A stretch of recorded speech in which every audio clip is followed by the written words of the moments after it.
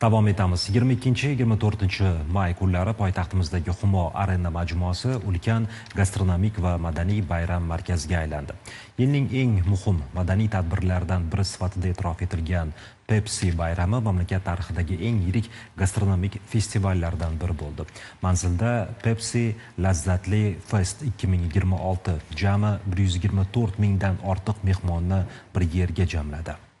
E'tiborlisi mazkur yirik tadbir bir festival doirasida bir vaqtning o'zida 3 ta jahon rekordini birlashtirgan, Ginnesning rekordlar kitobiga kirgan ilk xalqaro darajadagi voqelik sifatida O'zbekiston tarixidan joy oldi.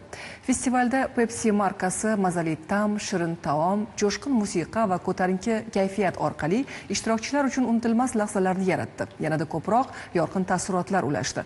Navbatdagi lavhada hamkasbimiz Murodjon Ahadov ushbu festival taassurotlari haqida so'z yuritadi.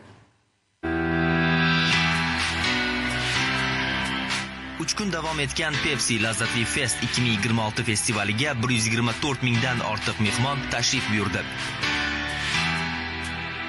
Eng e'tiborga molik jihat shundaki, festival doirasida ilk bor bir mamlakat tarixida 3 kun davomida 3 ta alohida jahon gastronomik rekordi qayd etildi. Festivalning ilk kunida rejaga ko'ra 1000 dona tayyorlanishi kerak bo'lgan lavash 2187 taga yetkazildi. 25 nafar professional oshpaz birgalikda ishlab, qisqa vaqt ichida rekord natijani qayd etdi.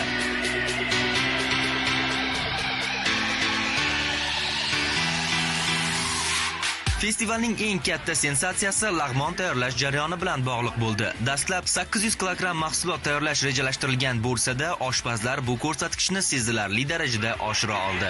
Bugungi jarayon taxminan 6-7 soatdan buyon davom etmoqda. O'zi asli kechadan boshladik. O'sha oshpazlar umumiy 33 ta oshpaz ishtirok etmoqda. 1135 kilograms. So congratulations. Pepsi tomonidan o'tkazilayotgan Pepsi Lazzatli Fest gastronomik festival doirasida Toshkentda bugun ilk bor nafaqat Toshkentda, balki butun dunyoda yagona bo'lgan lag'mon tayyorlandi va u Ginnes rekordlar kitobiga 1100 kilogramm og'irlik bilan rasman kirdi.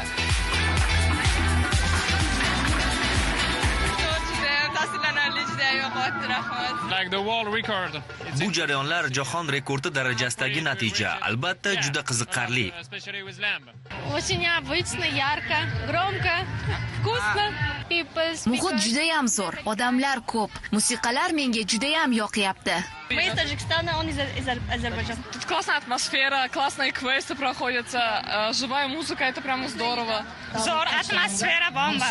Konsertlari juda chiroyli bo'lyapti. Endi lag'monni ko'rgani ketyapmiz. Bugun qayd etilgan natija haqiqatdan ham ulkan yutuq bo'ldi. Avvalgi rekord Qozog'istonda qayd etilgan bo'lib, u 687 kilogrammni tashkil etgan edi. Bugungi natija esa undan qariyb 500 kilogrammga ko'p, 1135 kilogrammni tashkil etdi. Dunyo hali bunaqasiga guvoh bo'lmagan Pepsi Lazzatli Fest gastronomik festivalda 3-kun va bugun 12 mingta somsa bilan Ginnes rekordlari kitobiga kirishga harakat qilyapmiz.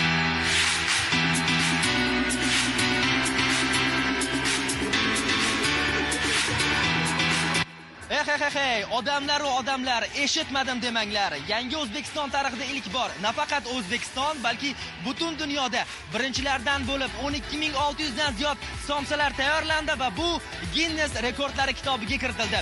Bu rekord uchun 505 kilogramm mol go'shti, 500 kilogramm piyoz, 885 kilogramm un, 250 kilogramm sariyog' va boshqa ko'plab mahsulotlar ishlatildi. Tashrif buyuruvchilar bu jarayonni bevosita kuzatib, milliy taom tayyorlanishining ulkan ko'rinishiga guvoh bo'lishdi.